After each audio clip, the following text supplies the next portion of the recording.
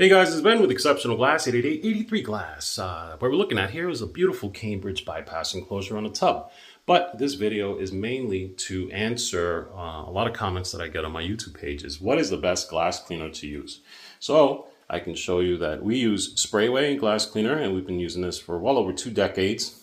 It's got the foaming action, which is an added benefit, but the real key here is ammonia free.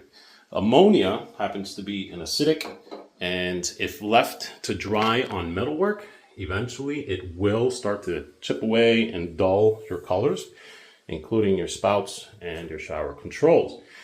Ammonia should really only be used for these guys here and bleach. Those two products, bleach and ammonia, should not be used on any other aspect aside from your porcelain toilets.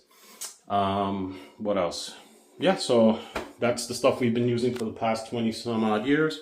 And if you guys want to you can find the link right up above and support a small business. All right. I welcome I welcome your questions on our YouTube channel. I always try to make some time to answer them. So go ahead, give me a like and ask a question.